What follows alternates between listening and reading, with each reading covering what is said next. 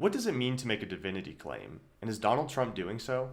In today's episode, we're going to talk about what it means to make a divinity claim, whether or not Donald Trump is doing so, and what that means for everyday Christians. And so, first of all, I want to substantiate why I'm saying he is making a divinity claim. Because that seems like a very, very bold claim that Trump is claiming to be God. And many of you might have a knee-jerk reaction that I'm just talking about, his bloviation, that he's the best businessman or something of the sort. And that's not what I'm saying at all. This actually has very little to do with ego or his usual ego stunts. It has very much to do with how we think about the Bible and how we think about authorship in general. So what event spurred me to actually make this video? And that was Trump's signing of the Bible. Now, within the Christian faith, for those of you that are not initiated, the Bible is considered to be God-breathed. As in, he did not put pen to paper in the same way maybe someone who believes in the Quran would believe that the Quran is directly written by God, or someone in Mormonism would believe that the Book of Mormon was handed down by golden tablets. We believe that human authors wrote. For example, traditionally we see that like Isaiah wrote Isaiah, and I think that's actually substantiated by archaeological evidence, and we can go more into that in other episodes. But the reality is these are human authors. So when Trump is signing the Bible, it's kind of a claim that he in some sense wrote it. You don't sign books that you did not write. And so you could say in knee-jerk reaction, well, it's not so much that he's claiming to be God, but that he's claiming to be one of the authors or someone important in the tradition of Christianity. And I would reject that, because on its face, it's ridiculous to assume that he somehow is claiming that he is the author, the written author, of a book that was, finished more than 2,000 years ago. And so what we actually have to consider is what actually is the claim when you sign the Bible. And to me, that is claiming to be God, which is the only one who's eternal enough to claim any sort of authorship from 2,000 years ago. And there's also another problem with this, which is in the Trump edition Bibles. Yes, they are KJV, and we're not going to argue about translations today. But the second issue is that he's actually adding documents to the Bible. In the Trump Bible, he added a bunch of American documents such as the Constitution, the Bill of Rights, etc., etc. Now, it is totally fine to believe that these documents are good and dandy. In fact, I would believe myself that I'm an American citizen. I believe in the Constitution. However, what I would say is that there's a difference between something being a great political document and something being God-breathed. And when you add documents, you're actually saying that I have the authority to add documents to the Bible. And who's the only one in Christian tradition that has authorship of the Bible? God. And so we also have to look at some other things he's doing in this context that further add to the idea that he thinks he has some kind of authority over spiritual matters, not just an authorship where he's signing the Bible as I've just enumerated, and also seems to be claiming to be able to add books at will, but also in the idea that how he's dealing with these religious man-made institutions, or if you're Catholic, obviously God-made, because we're about to talk about the Catholic Church and what Trump has been doing to them. So and there's been a lot of reports coming out from the Hill that Trump is threatening the Vatican or the Catholic Church to support the war. Now, I myself am in the Protestant tradition, so there's no love lost per se between me and the Catholics. I see the Catholics as my brothers, but I'm definitively not Catholic. And so you might find it weird that I am against him threatening the Vatican, but I would say because they are my Christian brothers and sisters, I want to support whatever institution exists that is promoting God belief. And the reality is the Catholic Church is one of the biggest supporters of the poor. They have one of the biggest networks of volunteer work. I myself have worked in Catholic institutions to help give money and food to the poor, and so I have great reverence for the Catholic institution, even though I am not myself Catholic. And so Trump threatening them to support the war, or else, these kind of vague threats, is very in line with previous authoritarian governments, say the Russians and the Orthodox Church, where in the past the Russian Orthodox have been used as a wing of the Kremlin.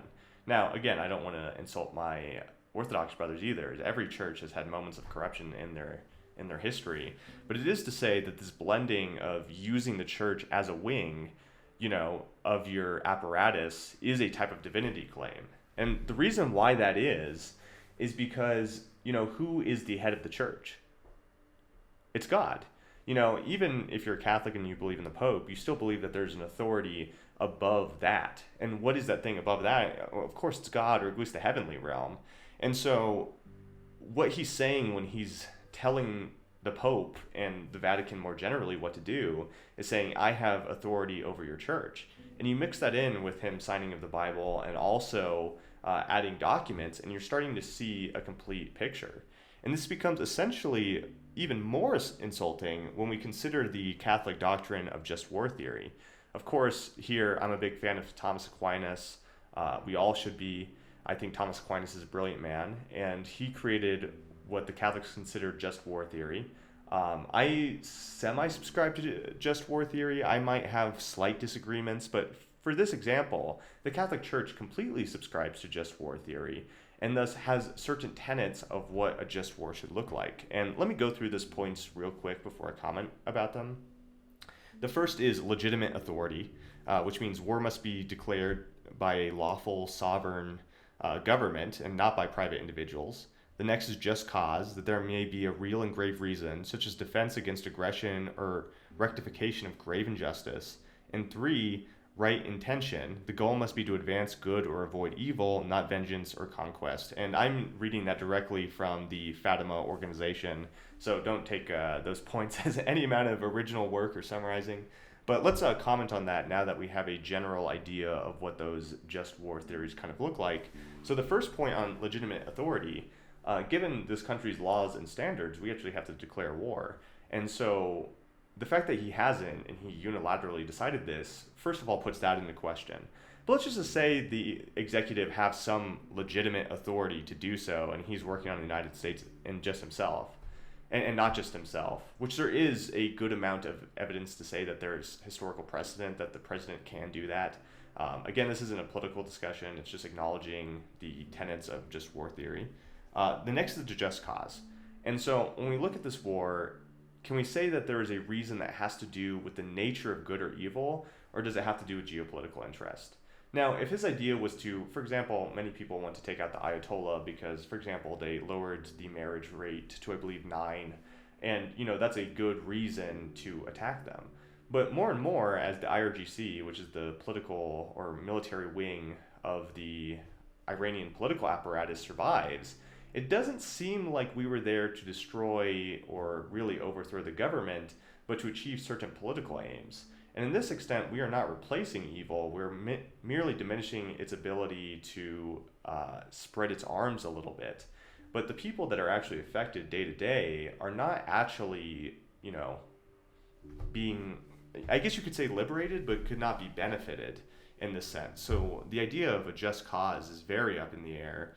And 3 is right intention, and I would highly,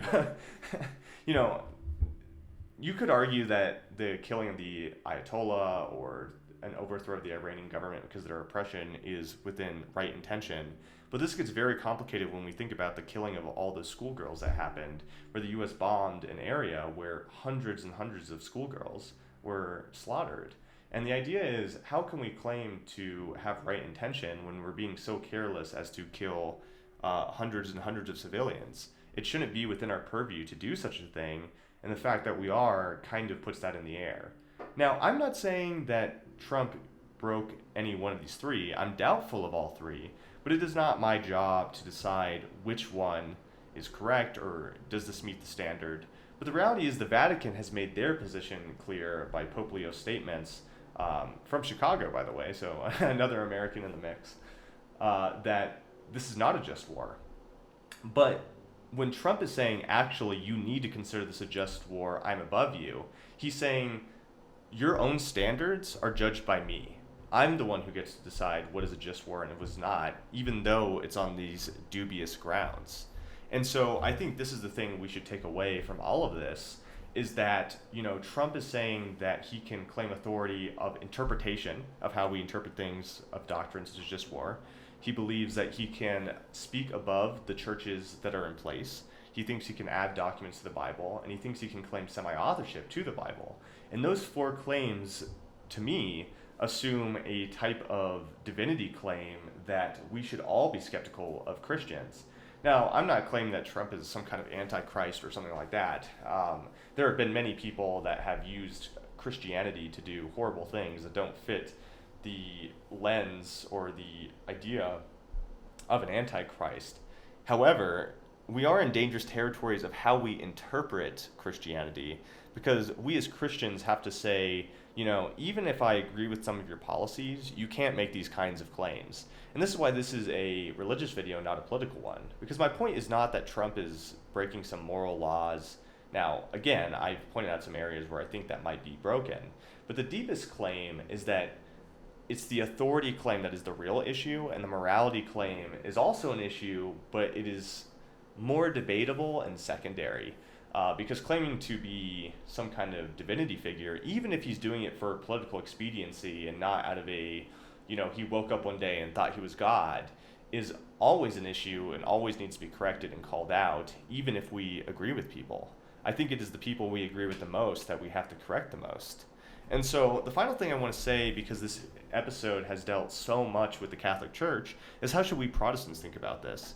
Let's say you don't care what happens to the Catholic Church. Now, I think that is a view that I disagree with. I think we should be working for the benefit of our brothers in Christ. And I think that, the people within the Catholic Church and the Catholic apparatus are absolutely Christian. But I think we need to go one level deeper and say, even if you don't care about the just war theory, even if you don't care about his demands for the Catholics to support the war, maybe you think the Catholics aren't Christians. Again, I do, but I know they're a subset of the audience that does. Then what really should bother you is the deeper claims of the authorship and signing. So from all angles, as Christians, we need to start calling out people for the way they're using authority. And we can have political discussions in the public square, but we need to settle our, normal, what can we say, can we not say, within a prudent religious context before we have these political conversations as Christians. And so that's all I have to say today. I hope you guys enjoyed the episode. Please like and subscribe. This has been Balam David, and I hope you have a blessed day. Thank you very much.